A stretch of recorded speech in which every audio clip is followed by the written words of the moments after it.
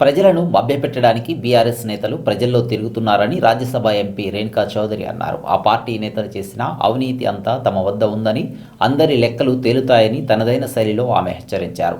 రాష్ట్రంలో రేవంత్ పాలన పట్ల ప్రజలు హర్షం వ్యక్తం చేస్తున్నట్లు చెప్పారు. తన హయాంలో ఖమ్మం జిల్లాను పర్యాటక రంగంలో అభివృద్ధి చేసినట్లు పేర్కొన్నారు. ఈ సందర్భంగా ఖమ్మం వచ్చిన రేణుకా కాంగ్రెస్ పార్టీ కార్యాలయంలో మీడియాతో మాట్లాడారు. లైఫ్ సోర్స్ మనకి ఇక్కడ వరకు వస్తాయి, మూసీ నీళ్ళు ఖమ్మం వరకు. కాబట్టి అది మనం క్లీన్ చేసుకొని 10 మంది ఆరోగ్యంగా బతికి ఆ మూసి ఒడ్డున మనం డెవలప్మెంట్ చేద్దామంటే ఇదే అంటారు, శుభం పలకరా అంటే పెళ్లి కూతురు ఉండేది అన్నట్టు ఎత్తుకుంటాను. ఏది మాట్లాడినా ఏది చేద్దామన్నా వీళ్ళు అడ్డగాడుతుల్లాగా గ్యావమంటే ఎట్లండి? ఏం మాట వాళ్ళకి తెలుసా? ఆర్థిక విధానాలు 10 ఏళ్ళు ఏం చేశారంటే వాళ్ళు ఏమైంది? మేము మిషన్ భగీరథ ఎవరు అంటలేదు, అందరు కమిషన్ భగీరథే అంటారు. సో చూసాము ఇప్పుడు కాళేశ్వరం నెర్చీల్నాయి, ఎక్కడ చూసినా వాళ్ళు కట్టినటువన్నీ కూలిపోతున్నాయి డబుల్ బెడ్రూములతో పాటు.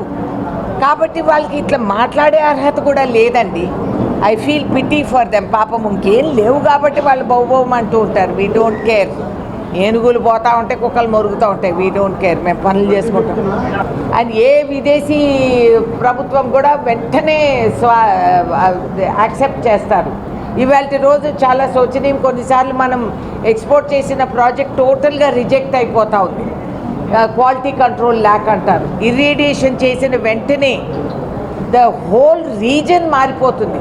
రైతాంగానికి ఇది చాలా పెద్ద సౌకర్యం. అసలు దేశవ్యాప్తంగా దీన్ని అమలు చేయాలి. ఎఫ్సిఐ గోడౌన్స్లో ఇది పెట్టాలి. సూక్ష్మ క్రిములు ఏవైతే మన గోధుమలు బియ్యాన్ని కొట్టేసి ఇంత పొడి పొడిగా మిగులుతుంది మనం ఊడ్చినప్పుడు, స్టోర్ రూములు క్లీన్ చేసినప్పుడు, అవి లేకుండా ఫుడ్ వేస్టేజ్ కూడా తగ్గిపోతుంది. కాబట్టి ఇరిడియేషన్ని మళ్ళీ అవసరం వస్తే ఇంకా కేంద్రం నుంచి నిధులు తీసుకొచ్చి ఈ నిధులు ఏమైనాయి అనేది తప్పకుండా ఎంక్వైరీ అయితే చేపిస్తాను. ఎంతో కష్టపడి నేను కేంద్రం నుంచి, నా గవర్నమెంట్ లేకపోయినా కూడా ఆ రోజుల్లో 8 కోట్లు తీసుకొచ్చి నేను ఇక్కడ జిల్లాకి ఇవ్వడం జరిగింది. ఇది వెరీ ఇంపార్టెంట్. అదే కాదు, హాస్పిటల్స్కి ఇప్పుడు ఉండే వ్యాధులు అందరం కూడా గురవుతున్నాం. Buy 1 get 1 free. నువ్వు ఎయిర్లైన్ టికెట్ కొంటే ఉచితంగా ఒక రోగం కూడా మీకు ఇస్తున్నారు. ఈ వాతావరణం అట్లా తయారైంది. కాబట్టి ఇర్రేడియేషన్ అనేది హాస్పిటల్ స్టెరిలైజేషన్స్కి కూడా చాలా చక్కగా ఉపయోగపడుతుంది.